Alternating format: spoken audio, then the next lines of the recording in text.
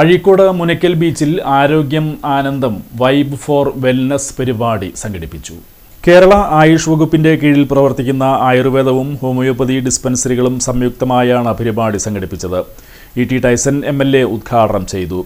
നമുക്ക് ഏത് ശാഖയിലാണ് നമ്മുടെ താല്പര്യമെങ്കിൽ അതനുസരിച്ച് ഹോമിയോ ഇഷ്ടപ്പെടുന്നവർക്ക് ഹോമിയോയിൽ പോകാം, ആയുർവേദമാണ് ഇഷ്ടപ്പെടുന്ന ആയുർവേദത്തിൽ പോകാം.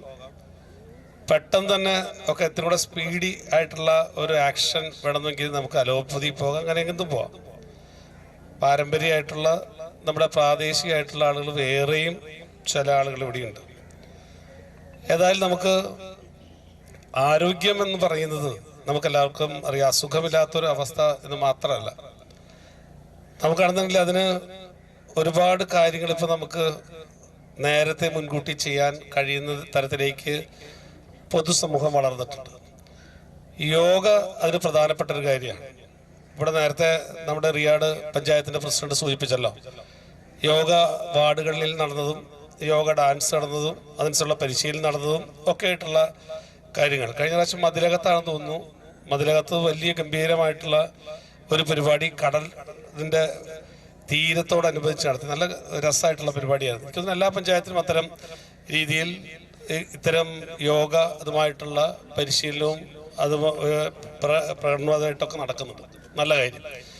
നമുക്ക് ഇപ്പം ഈ ആധുനിക സമൂഹത്തിലുണ്ടാകുന്ന ഏറ്റവും പ്രധാനപ്പെട്ട കാര്യം, vibe for wellness convener doctor Afsal, doctor Swapnachandran, coordinator doctor Shabeena, vibe for wellness convener Kaipamangalam medical officer doctor A. Sujith എന്നിവർ സംസാരിച്ചു.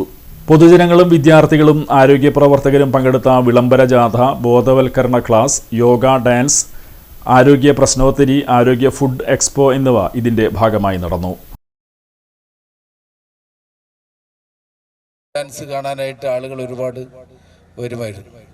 അപ്പോൾ കഴിഞ്ഞ 4 വർഷം ഇപ്പോൾ എല്ലാ വാർഡുകളിലും ഇതിൻ്റെ ആയുഷ് പരിപാടിയുടെ ഭാഗമായിട്ട് നടക്കുന്നു. ഇവിടെ ഇപ്പോൾ കുറേ പേര് അറിയാത്ത ആളുകളൊക്കെ ഉണ്ട്.